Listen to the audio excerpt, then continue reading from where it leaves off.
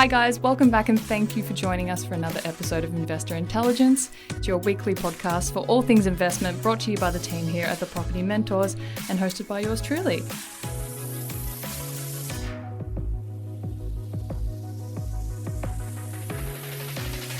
My name is Phoebe Sikowski-Wallace, and with me to answer all of my questions that I have about today's topic is our wonderful investment expert, Luke Harris. How are you today, Luke? Are you sick of me yet? Not at all, Phoebe. How are you? Very well, thank you. So coming up on today's show, we're going to be talking about something we've touched on multiple times over the episodes and something that I said we'd do a full episode on, which is about the people that you want in your corner, so also known as your team of experts or your core wealth team.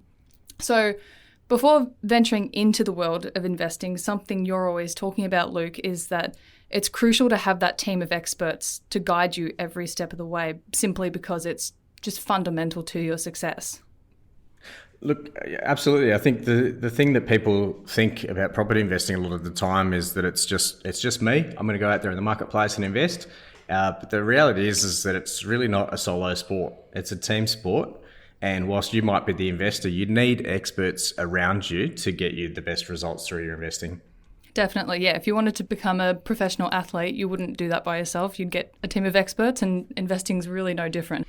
That's exactly right. And a lot of team sports, people know that's a team approach.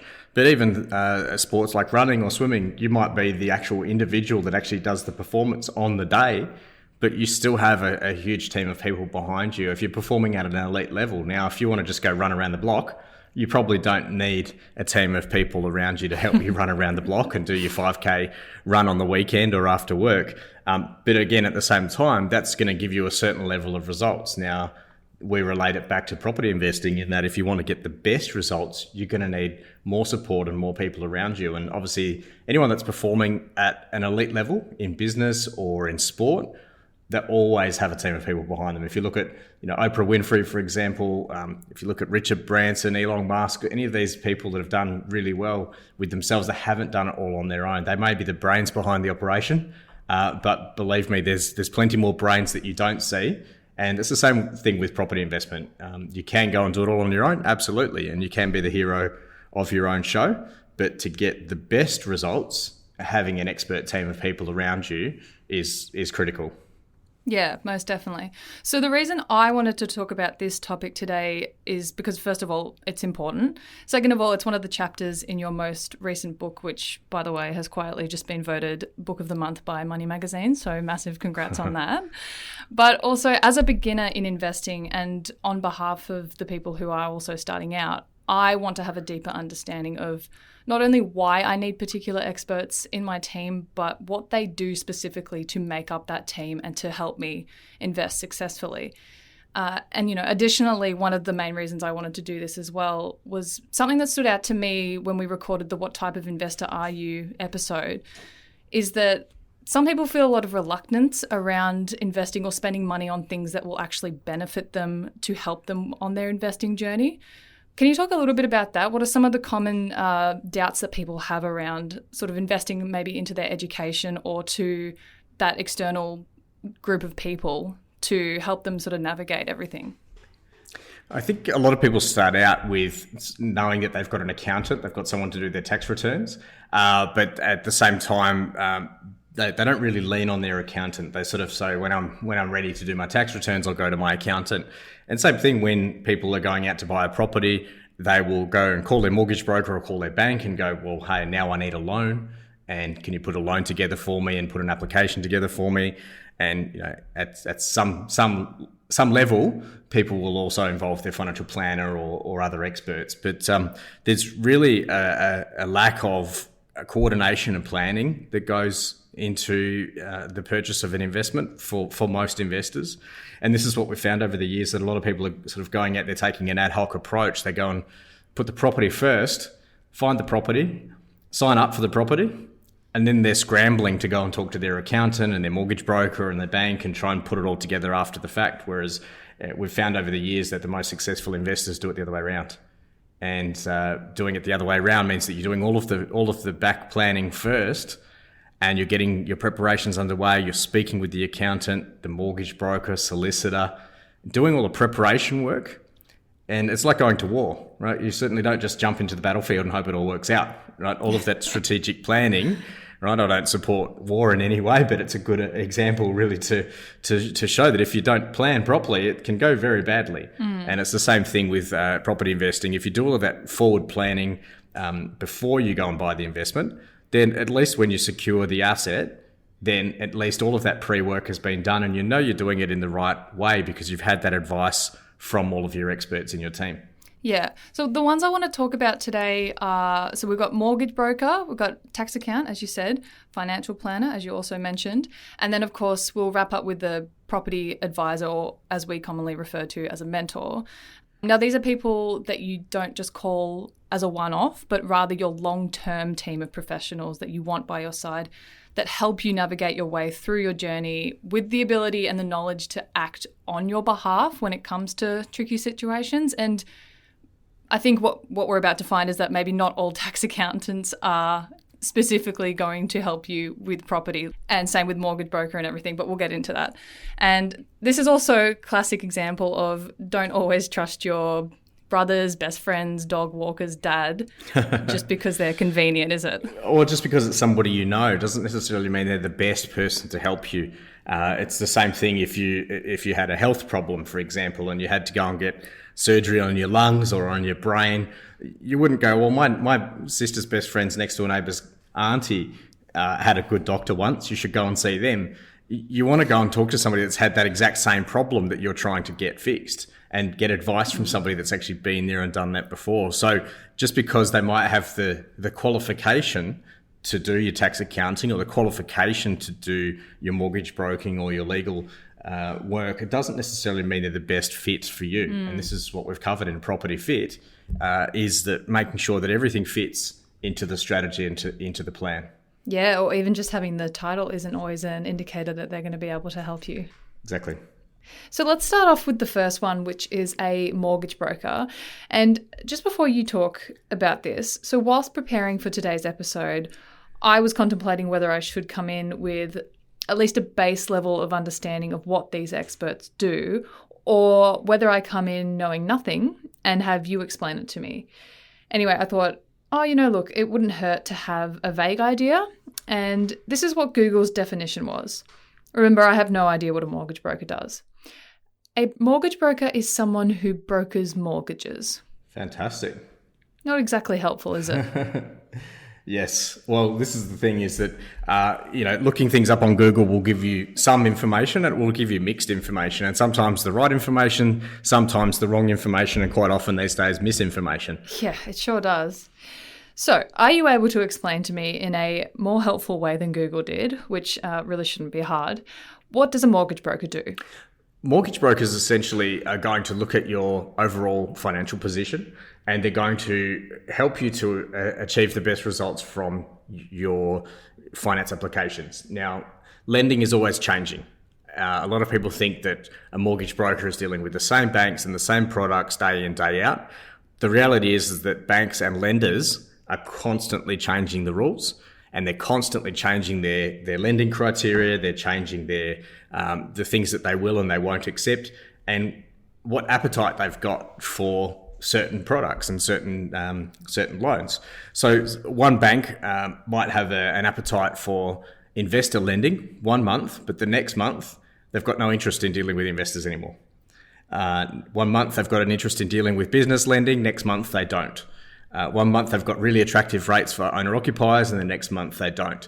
So these things change constantly. Day by day, the rules are changing, and they do that because they've got international money markets that they're tapping into. They've got their own internal processes and things, targets that they have to hit so that they can balance all of their internal targets. But essentially, your mortgage broker's there to make sure that at that exact snapshot in time that you're ready to apply for a loan, that they're getting you the best deal. Now, a lot of people think that they can go to their bank. Well, I've been with the bank for 10 years. I can go and get them a good, they'll give me a good deal because I've been loyal. Okay. And those days are long gone. And, I had a Dolomites account many years ago. Brad, one of our team members, mentioned Dolomites yesterday. It reminded me of that. And, that loyalty that I had having savings accounts from a very young age meant absolutely nothing. They couldn't care less as far as the banks are concerned.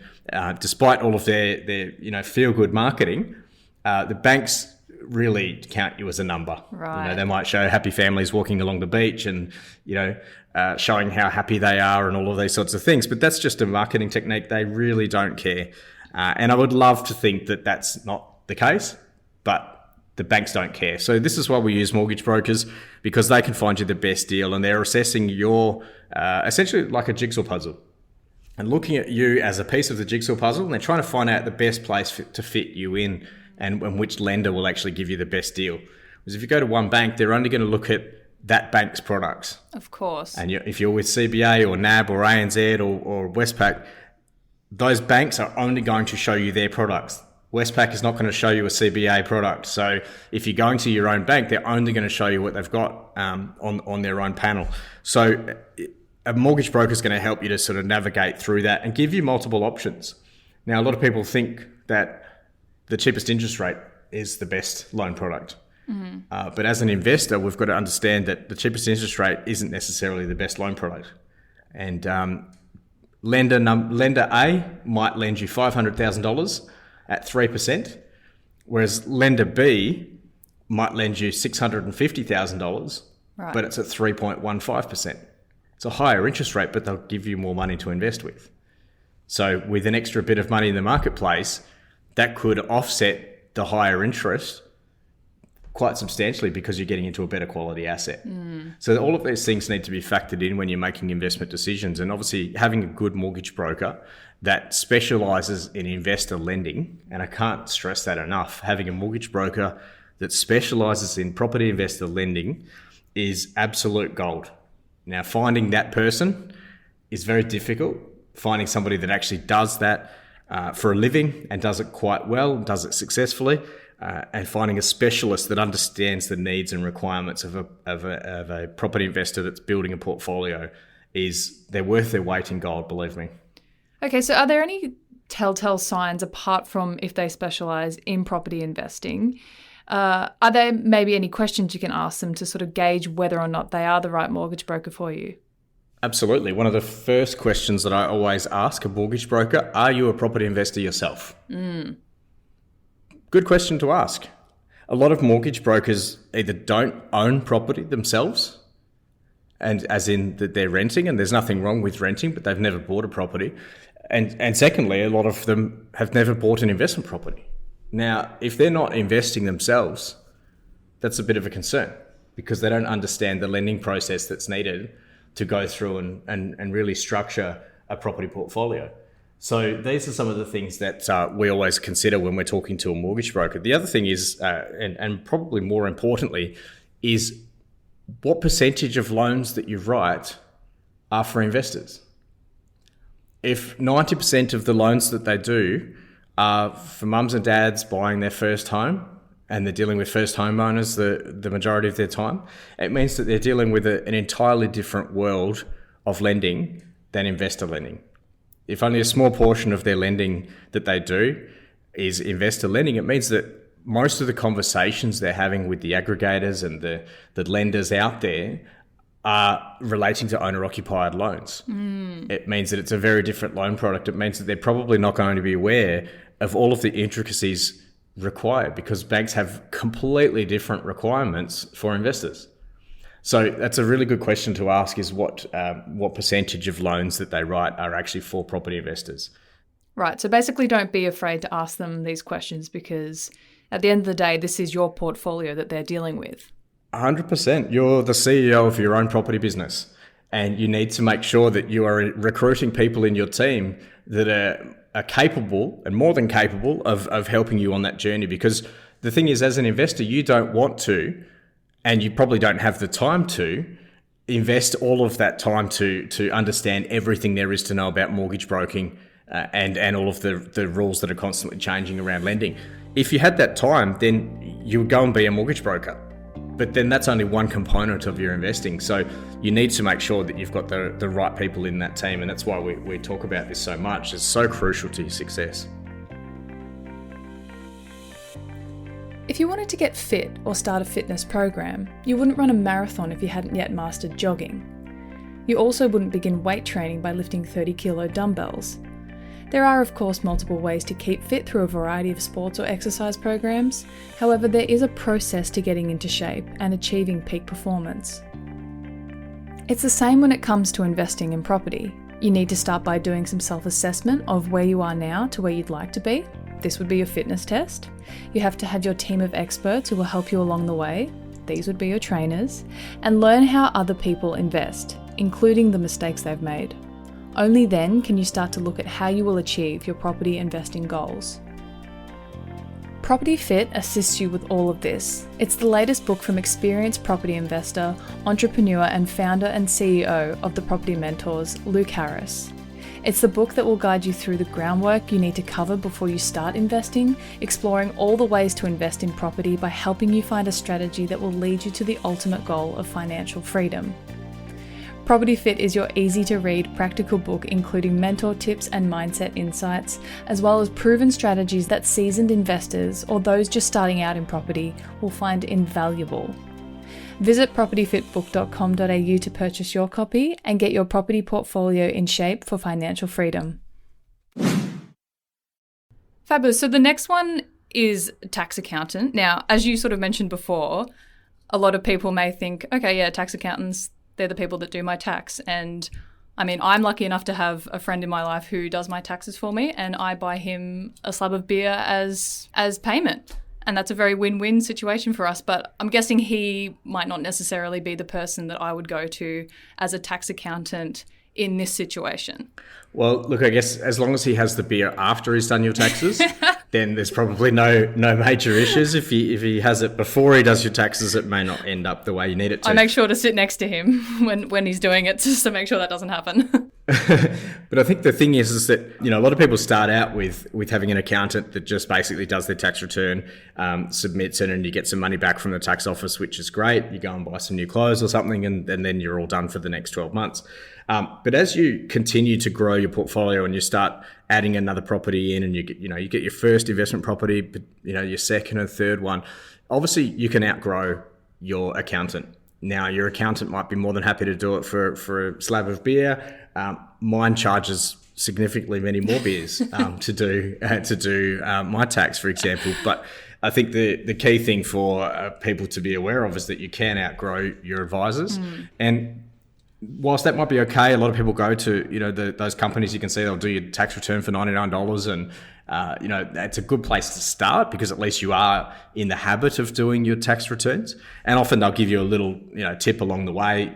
Shove all your receipts into a shoebox, and that's where a lot of people get started. Now, the thing is that a lot of people don't know why that accountant is potentially the wrong accountant for them.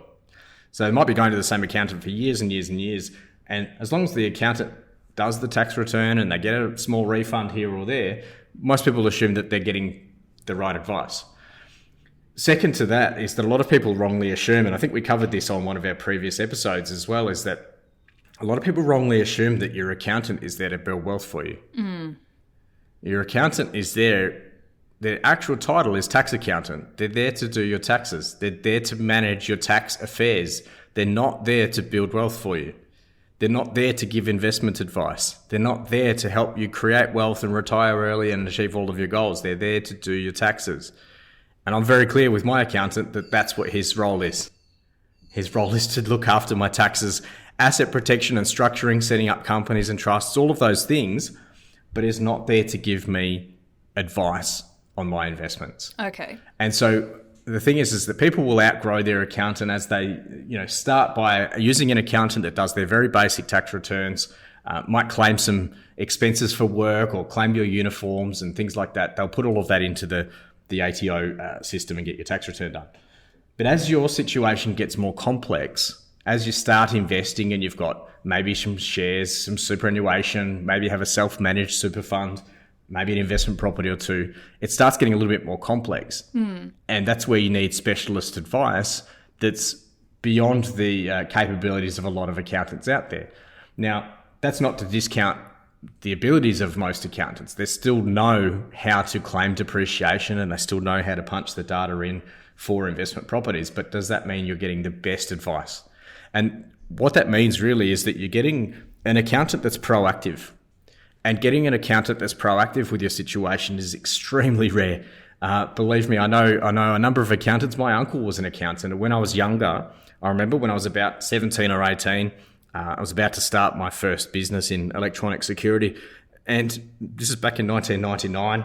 Just started the business actually, and I wanted to buy a house. And his advice as my accountant, because it was my uncle, told me just to wait, keep saving, save a bigger deposit for my first house, and not to take on any unnecessary risk. So he told me save up a 20% deposit for my first house. Now, in the time frame, mind you, I didn't take his advice.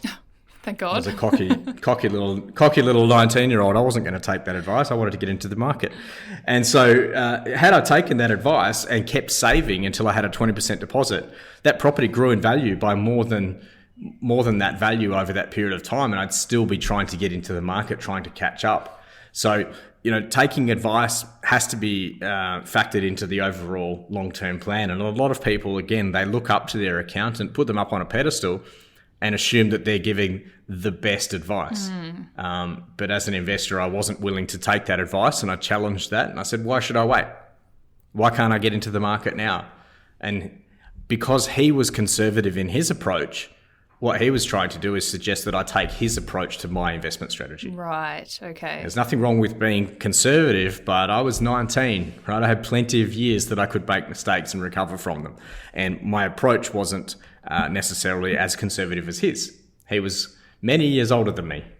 And of course, he was at a different stage in his life, and therefore he was taking a conservative approach. I was a bit more aggressive in my approach. And again, we'd never had that conversation. And a lot of accountants are going to give that advice, and people would take that advice without questioning it. And so my approach is really to make sure that we're asking good questions of our expert team, and that the accountant knows what their role is in their client's wealth creation plan. Okay, yeah. So obviously very important to make sure you're actually on the same page of where you're wanting to go with your investing, and making sure they're just helping you do their part of the job. So what's the difference between that and a financial planner? A financial planner is an interesting industry. A financial planning industry is quite interesting in the way that financial planners, they can't give advice on direct residential property. Now, Australian residential property in Australia is worth now over $9 trillion. Oof. It's worth more than all of the superannuation funds in Australia combined. And it's the biggest asset class in the whole country. Now, the funny thing is, financial planners can't talk about investing in direct property. It's the biggest asset class in the whole country, yet a financial planner can't talk about it. Now, there's financial planners out there that like investing in property themselves. But the thing is, financial planners are really probably given that title out of school. They shouldn't be given the name financial planner. They should be called a financial salesperson, because they can only sell something that's called a financial product. And what a financial product is, it's something like an insurance policy or a managed fund or something to that effect, or a listed property trust, something that has a product disclosure statement. And a product disclosure statement is something that basically protects the financial planner and also protects the investor and makes them to understand essentially what the investment is. Now, you might go and buy a property and you know that particular suburb is going to grow in value, but it doesn't have a product disclosure statement. Can you imagine how many millions of properties are out there in the country? You just simply cannot have a product disclosure statement for every single property. They're all different. Right. Even two properties side by side, they might have different carpet, different kitchens, all sorts of things, even though they might look identical from the street. So you can't have a product disclosure statement, which means financial planners, given the title of doing planning for people's finances, they cannot talk about the biggest asset class in the country. So financial planners can only sell you, and I say sell, a product that is a documented product, which has a product disclosure statement attached to it. So any insurance policies and so forth, they can discuss with you, listed property trusts, managed funds, those types of things. Basically investing in the stock market, anything that people can see as a financial product. Now, it's a heavily regulated industry, a lot of compliance attached to it, but at the end of the day, your financial planner is there to help you with parts of your wealth creation, not all of it. And, again, there are some fantastic financial planners out there, and they do a very good job with their clients, and they take a very holistic approach. But there are financial planners out there that will put people into investments that they just don't understand. Okay. And I've spoken to hundreds of people, if not thousands of people over the years, and I ask them who their financial planner is and where their money's invested, and half the time they don't know. Right. They've got their superannuation invested, and they use a financial planner who takes fees out of their returns every year, and they have no idea what their returns are. They have no idea how much money they've made or lost, and they really don't know what their investment strategy is. So same with accountants, you need to find somebody in the financial planning space that's proactive, that's actually going to help you on the journey, to teach you and help you to understand really what your money is invested in. Yeah, you can see how educating yourself before you source these people and before you start your journey so you can ask the right questions is crucial. Now, the last one we're going to touch on today is a property advisor, or as we commonly refer to as a property mentor, which our listeners would know by now is what we do here, given our name, the Property Mentors. But Luke, just to tie it all together and to show how having a mentor in your team, plus a mortgage broker, plus a tax accountant, plus a financial planner would go hand in hand, what does a mentor bring as far as being a team player? Absolutely. Look, the mentor really is the person that's going to bring it all together. And the mentor is the person that's sitting there by your side and teaching you along the way what questions to ask. Now, if you're just starting out, or even if you've got one or two properties and you're not sure if you've got the right experts on your side, the mentor's there. Obviously, we talk to investors all day, every day. It's what we do. We probably have more conversations with property investors than anyone in the country.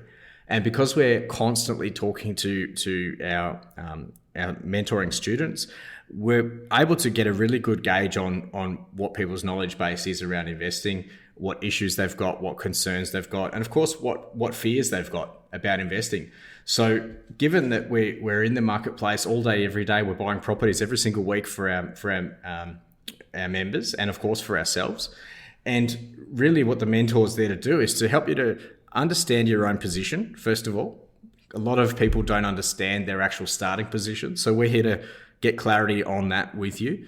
And then, of course, once we've got that starting position, it's teaching you the questions that you need to ask of your expert team. So what questions do you need to ask your mortgage broker? What questions do you need to ask your conveyancer or solicitor? And what questions do you need to ask of your accountant? And the thing is, people have got different knowledge on different aspects of property investing. Some people have a really good knowledge of finance, but not a great deal about asset protection and tax accounting. Again, it doesn't mean that you need to be the expert in all of these fields, but it does mean you need to get your knowledge base up enough to be able to ask really good questions of your advisors, because as you can imagine, what happens if you're asking really good questions over a period of time? You're getting better results. Yeah, absolutely. And obviously, the more you learn, you start to get better results. We're going to teach you how to ask even better questions. And then as time passes, you're going to get better results and better results, because obviously the results are coming from the quality of your questions. Now, if you don't know what questions to ask of your expert team, then how are you ever going to get the right answers? Exactly. And this is the really key thing about having a mentor by your side, is that we're in the trenches all day, every day. This is what we do.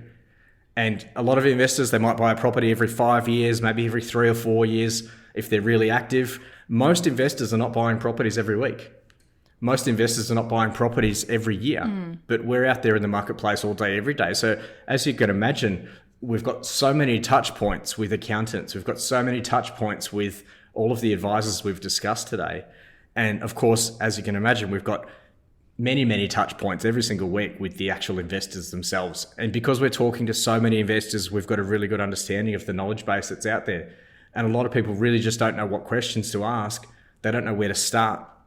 And so having that leg up from the beginning, having that conversation with your mentor to be able to discuss what your understanding of finance is and what your understanding of accounting and financial planning is, gives us the ability to ask you questions, get the responses back from you, and then teach you what questions you can ask of your expert team. Now, we're not here to give you financial planning advice. Yep. We're certainly not here to give you accounting advice or any finance advice. We're not qualified to do that, and we don't want to be.